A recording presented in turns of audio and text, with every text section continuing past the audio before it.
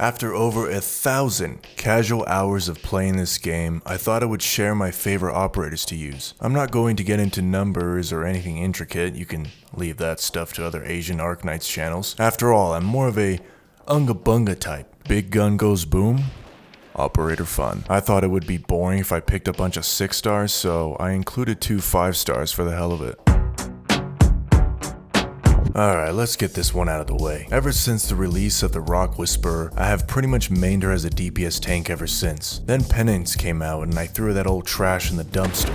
No, of course not. Even though they eat up a lot of DP, having both of them in my team allows me to make the laziest team possible. Juggernauts are useful for being drop and forget units, you know, for min-maxing laziness, since they have a self-heal or shield regen. Plus, it's very entertaining to see them solo multiple lanes and come out unscathed, or just straight up face tanking a nuke like it's nothing.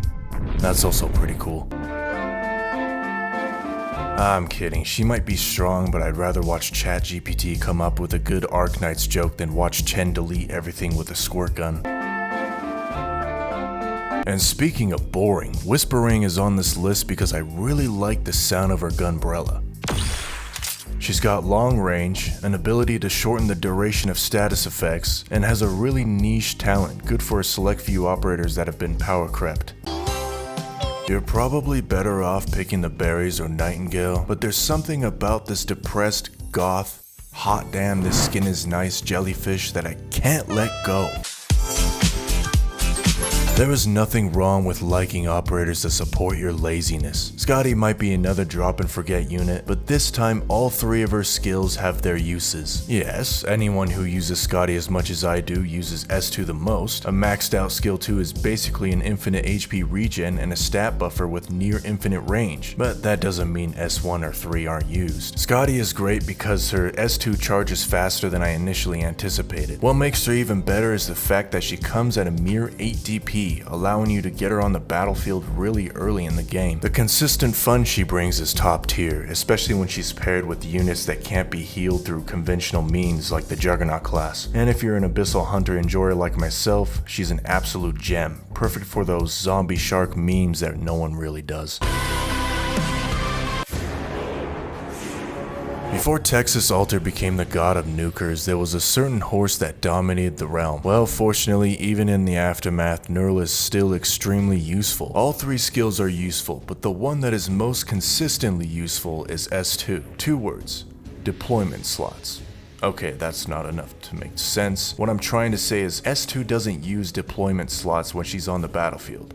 That's crazy. I might be wrong, but to this day, I think she's the only non-robot operator that has a skill like that. And again, part of what makes her fun is how great and diverse all 3 of her skills are. S1 is a blaze clone, well, maybe sister is a better term, and S3 is a wide-range true damage burst. She may be slowly getting power crept, but at least she's a lot more fun to use than her uncle. While she's still arguably the best 5-star in the game, Specter lost some playtime after her alter version came out. Yes, I know, her alter version wasn't anything meta-defining, but it was pretty good with modules. The biggest thing that her alter version's S2 was missing was the ability to attack all blocked enemies at once, which was put into her S3. Skill 1 is just garbage. I don't know what the hell they were thinking with that one. Anyhow, 5-star Specter is back in action now because we can now put all versions of a character in the same squad. Thank you, Hypergriff, for the one other QOL update for the year.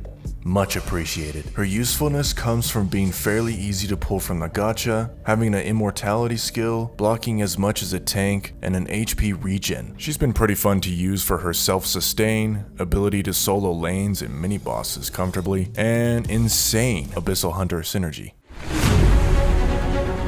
I don't know what's cooler than an AoE artillery unit with some of the highest damage output in the game that also serves as a tank. Ladies and gentlemen, welcome to the Church of Horn. Oh, there's an enemy on the battlefield that's too far for your snipers? No problem. Your Juggernauts need a little more damage? No problem. You want a unit that's the embodiment of what doesn't kill you makes you stronger? You got it.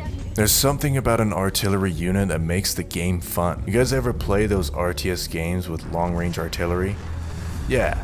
That's the same feeling I get. There's nothing more satisfying than watching her delete a group of mobs from the other side of the stage. She's got top tier sound effects, badass voice lines, and an active OnlyFans account that I can't recommend enough. Seriously though, what's the lore behind this skin? Actually, don't tell me. I like the OnlyFans thing. And that's all I have.